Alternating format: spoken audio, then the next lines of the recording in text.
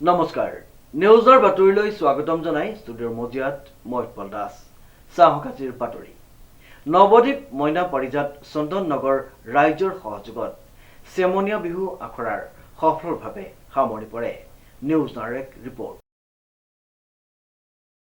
জ্ঞানদীপ মইনা পাৰিজাত চন্দন নগৰ ৰাইজৰ সহযোগত অনুষ্ঠিত কৰা চেমনীয়া বিহু কৰ্মশালাৰ সফলভাৱে সামৰি পৰে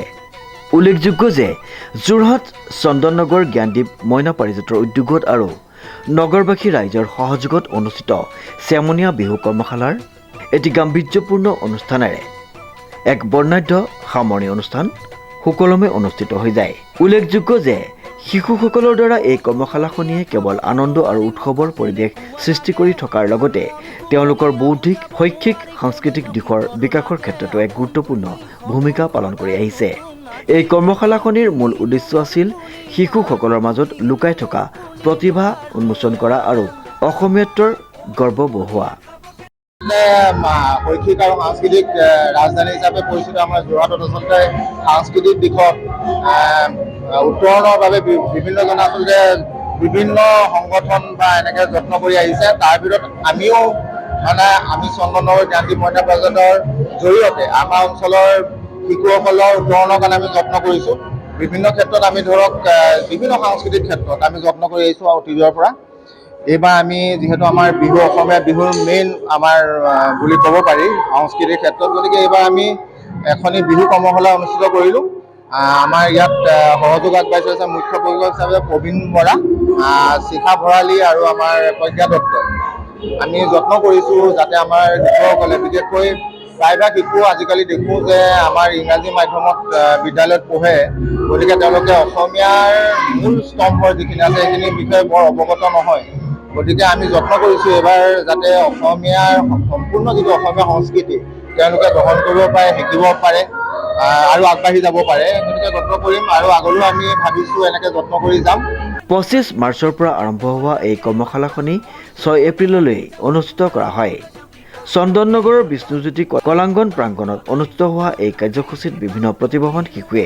অংশগ্ৰহণ কৰে মূল প্ৰশিক্ষক হিচাপে কৰ্মশালাখনিত উপস্থিত আছিল শিখা ভৰালী প্ৰজ্ঞা দত্ত আৰু প্ৰবীণ বৰা যিসকলে শিশুসকলক সঠিক দিশে পৰিচালিত কৰিবলৈ অসাধাৰণ পৰিশ্ৰম কৰিছিল অনুষ্ঠানটিৰ অন্তিম অনুষ্ঠানটিত শিশুসকলে বিহু নৃত্য হুঁচৰি আৰু বিভিন্ন ধৰণৰ অসমীয়া লোকনৃত্য পৰিৱেশন কৰা পৰিলক্ষিত হয়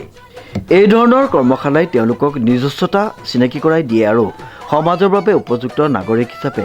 গঢ়ি তোলাত সহায় কৰে জ্ঞানদীপ মইনা পাৰিজাতে আগলৈও এনেধৰণৰ গঠনমূলক আৰু সাংস্কৃতিক অনুষ্ঠান আয়োজন কৰি থাকিব বুলি আয়োজকসকলে জানিবলৈ দিয়ে উক্ত অনুষ্ঠানটি শিশুসকলৰ বাবে এক স্মৰণীয় অভিজ্ঞতা হোৱাৰ উপৰিও ৰাইজৰ মাজত এক গৰ্ব আৰু উৎসৱৰ অনুভৱ জাগ্ৰত কৰি তোলে চেমনীয়া বিহু কৰ্মশালাৰ সফল সামৰণিৰে এই সাংস্কৃতিক যাত্ৰা সাময়িকভাৱে অন্ত পেলালেও ইয়াৰ প্ৰতিধ্বনি বহু দিনলৈ ৰাইজৰ হৃদয়ত বাজি থাকিব আমাৰ অতীজৰ পৰা এইটো কৰ্মশালা হৈ আহিছে মাজতে অলপ দিন আমাৰ উদ্যোক্তাসকলে অনুষ্ঠিত কৰিব পৰা নাছিলে কিন্তু এইটো আকৌ আমাৰ আৰম্ভণি হৈছে এই আৰম্ভণিহে মাত্ৰ আমাৰ বহুতখিনি কৰিব লগা আছে আমি কৰি যাম এইটো আজি আমাৰ অন্তিম দিন আমাৰ চেমনীয়া বিহু কৰ্মশালা হৈছিলে আজি চেমনীয়া কৰ্মশালাৰ লগতে আজি সৃষ্টিশীল নৃত্যৰ প্ৰতিযোগিতা হৈছিলে বিহু প্ৰদৰ্শনীও হৈছিলে আৰু ইয়াৰ পিছত আমি ইয়াত আমাৰ বিহু কৰ্মশালাৰ লগতে গ্ৰীষ্মকালীন আমাৰ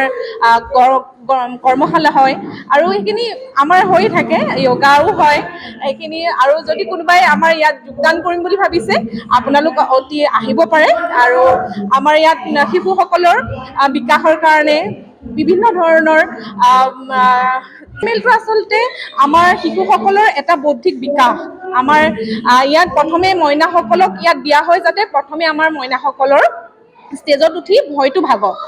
সেইটো প্ৰথম পদক্ষেপ তাৰপিছত যেতিয়া ষ্টেজত আহিব সকলো মানুহৰ আগত কিবা এটা প্ৰদৰ্শন গানেই হওক নাচেই হওক যিকোনো ধৰণৰ এটা প্ৰদৰ্শন কৰিব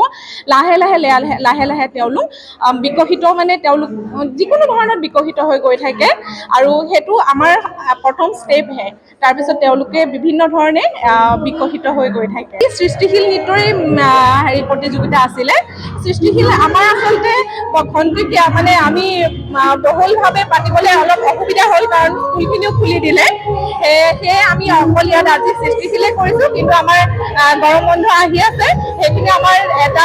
আমি বহলভাৱে আমি পাতিম বুলি ভাবিছোঁ, আৰু যিসকলে আহিম বুলি ভাবিছে তেওঁলোকে আমাৰ লগত যোগাযোগ কৰিব পাৰে। যোৰহাটৰ পৰা অনুপম বৰাৰ ৰিপৰ্ট, নিউজ নাও।